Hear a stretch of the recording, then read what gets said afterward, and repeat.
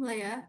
Assalamualaikum warahmatullahi wabarakatuh. Perkenalkan, kami dari kelompok 2 kelas A221, yang beranggotakan saya Nanda Alisha Dewi, yang kedua Martin Fernando Sinaga, yang ketiga Mas Subahan Hidayatullah, yang keempat Mas William Erhard Valerino Hasibuan, yang keempat Mas Kevin Boy Gultom, yang akan memaparkan tugas kelompok pada agenda 2 di hari kedua, yakni mengevaluasi dan membandingkan penerapan kode perilaku berakhlak di dua instansi, yaitu Direktorat Jenderal Pemasyarakatan dan Direktorat Jenderal Imigrasi Republik Indonesia.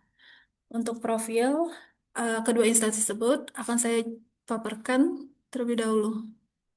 Yang pertama, Direktorat Jenderal Pemasyarakatan, yakni unit eselon 1 yang menyelenggarakan urusan pemasyarakatan, bertugas melaksanakan pembinaan, perawatan, dan pengamanan terhadap tahanan, narapidana, dan klien pemasyarakatan, mengelola lapas, rutan, dan bapas di seluruh Indonesia, berperan dalam rehabilitasi dan reintegrasi sosial agar warga binaan dapat kembali ke masyarakatan. Tantangan utamanya yaitu over capacity, keamanan, dan kualitas pembinaan. Untuk Direktorat Jenderal Imigrasi merupakan unit eselon 1 yang menyelenggarakan urusan keimigrasian, bertugas melaksanakan pelayanan dokumen, pelayanan pelayanan paspor, izin tinggal, serta pengawasan orang asing, mengelola kantor imigrasi, tertib bandara dan pelabuhan, dan sistem keimigrasian nasional, berperan dalam menjaga kedaulatan negara melalui pengawasan lalu lintas orang. Tantangan utamanya yaitu tingginya permohonan layanan, perkembangan teknologi, dan mobilitas global. Kedua instansi ini memiliki peran strategis, yaitu pemasyarakatan berfokus pada pembinaan dan pengamanan dalam sistem tertutup, sedangkan imigrasi pada pelayanan publik, pengawasan lalu lintas orang dalam sistem terbuka. Perbedaan ini menjadi dasar perbandingan implementasi nilai berakhlak. Untuk berorientasi pelayanan, di Jenpas melakukan pelayanan pembinaan warga binaan seperti rehabilitasi dan reintegrasi sosial. Yang kedua, layanan kunjungan keluarga online maupun offline. Ketiga, pendekatan humanis dalam pembinaan. Untuk Ditjen Imigrasi, melakukan orientasi pelayanan, yaitu pelayanan paspor dan izin tinggal. Yang kedua, sistem antrean online seperti M-Paspor. Dan yang ketiga, layanan prioritas dan percepatan. Inti perbandingan ini yaitu pemasyarakatan dengan pelayanan pembinaan internal dan sosial. Yang kedua, imigrasi, pelayanan administratif langsung pada masyarakat. Untuk penerapan nilai berakhlak selanjutnya akan dilanjutkan kepada Mas William. Kepada Mas William, disilakan. Selanjutnya, saya akan menjelaskan terkait akuntabel. Pada Direktorat Jenderal Pemasyarakatan, melakukan pengawasan internal pada lapas maupun rutan. Selanjutnya, melakukan pelaporan terkait pembinaan dan keamanan warga binaan, serta melakukan pengendalian overcapacity dan keamanan. Serta untuk Direktorat Jenderal Imigrasi, melakukan transparansi penerbitan dokumen keimigrasian atau paspor, melakukan sistem berbasis IT untuk tracking layanan, serta melakukan pengawasan terhadap warga negara asing. Inti perbandingan dari Direktorat Jenderal Pemasyarakatan dan Direktorat Jenderal Imigrasi, pada Direktorat Jenderal Pemasyarakatan mengedepankan akuntabilitas pada pembinaan dan keamanan, serta pada Direktorat Jenderal Imigrasi mengedepankan akuntabilitas pada dokumen, serta pelayanan publik. Selanjutnya pada kompeten. Direktorat Jenderal Pemasyarakatan melakukan pelatihan petugas pemasyarakatan atau yaitu pada keamanan dan pembinaan, serta melakukan penguatan kemampuan pembinaan narapidana dengan melakukan pada studi kasus pada manajemen konflik di lapas. Selanjutnya pada Direktorat Jenderal Imigrasi melakukan pelatihan teknis keimigrasian dan dokumen, melakukan peningkatan kompetensi digital layanan dan penguatan analisis keimigrasian.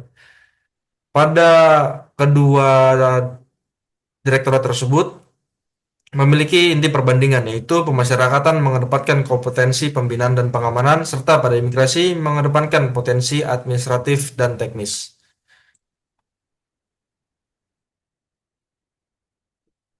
Baik, untuk selanjutnya akan dilanjutkan kepada Mas Subahan. Kepada Mas Subahan, disilakan. Baik, terima kasih sebagai moderator.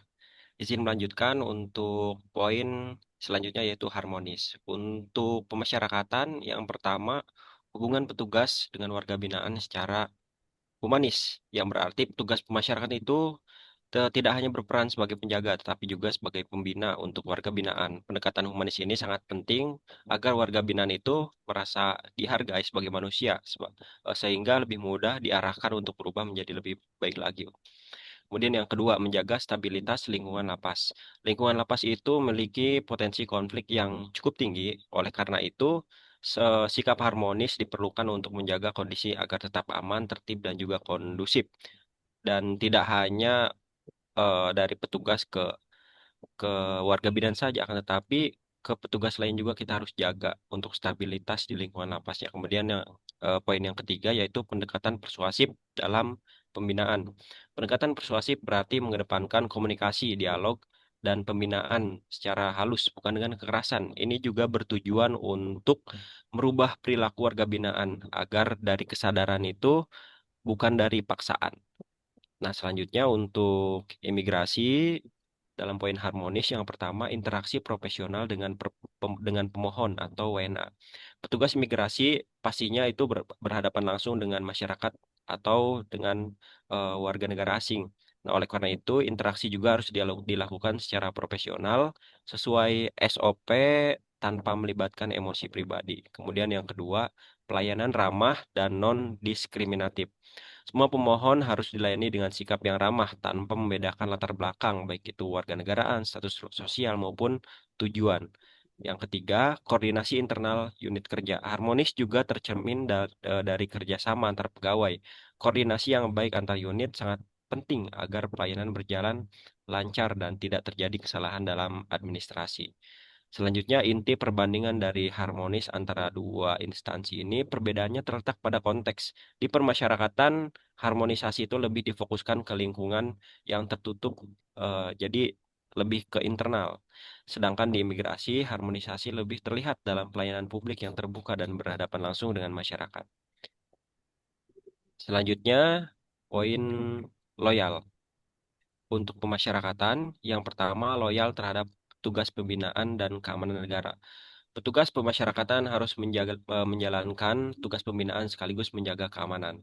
Loyalitas ini berarti tetap menjalankan tugas dan tanggung jawab secara sepenuh hati. Kemudian yang kedua, menjaga integritas dalam lingkungan berisiko tinggi, karena lingkungan lapas itu rentan terhadap berbagai pelanggaran seperti penyalahgunaan wewenang contohnya. Oleh karena itu, petugas juga harus memiliki integritas yang tinggi agar tidak mudah terpengaruh. Selanjutnya yang ketiga, kepatuhan terhadap aturan pemasyarakatan. Tindakan ini harus sesuai dengan regulasi yang berlaku atau SOP yang berlaku.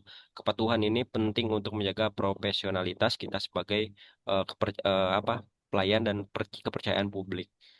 Selanjutnya untuk imigrasi, yang pertama loyal terhadap kebijakan keimigrasian negara. Petugas imigrasi harus menjalankan kebijakan negara terkait lalu lintas orang secara konsisten termasuk dalam pemberian izin masuk atau izin tinggal. Kemudian yang kedua, menjaga kedaulatan melalui pengawasan orang asing. Loyalitas ini juga berarti menjaga kedaulatan negara dan memastikan setiap orang asing yang masuk dan akan tinggal di Indonesia harus sesuai aturan. Dan yang ketiga, kepatuhan terhadap regulasi keimigrasian. Setiap keputusan itu harus berdasarkan dengan hukum yang berlaku sehingga tidak terjadi penyalahgunaan wewenang. Dan inti perbandingan loyal antara dua instansi ini di pemasyarakatan, loyalitas itu lebih berfokus pada pembinaan dan keamanan di dalam lingkungan lapas. Sedangkan di imigrasi, loyalitas lebih berorientasi pada menjaga kedaulatan negara serta memberikan pelayanan publik yang sesuai aturan. Terima kasih, saya kembalikan kepada moderator. Baik, terima kasih Mas Subhan atas penjelasannya. Selanjutnya, untuk dua penerapan nilai berakhlak yang terakhir akan disampaikan oleh Mas Martin. Kepada Mas Martin, disilahkan. Terima kasih sebelumnya kepada moderator. Izinkan saya menjelaskan nilai dari berakhlak pada bagian adaptif. Pada nilai adaptif di Dirjen Pas yaitu ada yang pertama inovasi layanan kunjungan online. Yang kedua ada program pembinaan berbasis kebutuhan. Dan ketiga adalah penyesuaian terhadap overkapasitas. Selanjutnya ada Dirjen Imigrasi. Yang pertama itu ada digitalisasi layanan seperti M-Paspor atau e-visa. Selanjutnya yang kedua ada otomasi pemeriksaan keimigrasian. Yang ketiga yaitu respon cepat terhadap mobilitas global.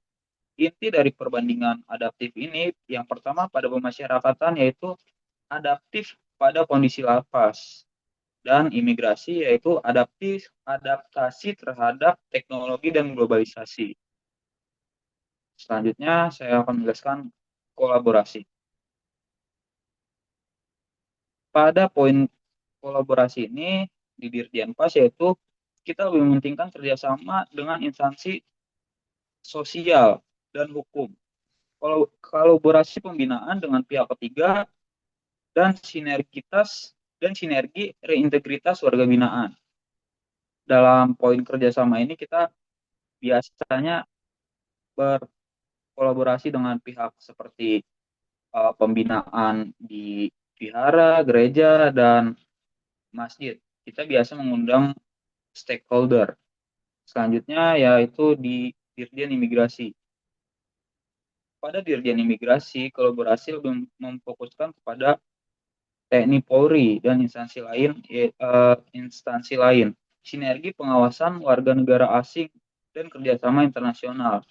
Pada Dirjen Imigrasi, kolaborasinya menjaga keamanan. Selanjutnya inti perbandingan, yaitu pemasyarakatan. Kolaborasi pembinaan sosial lebih memfokuskan kepada kolaborasi pembinaan. Dan untuk imigrasi yaitu kolaborasi pengawasan dan lintas negara. Sekian dari saya.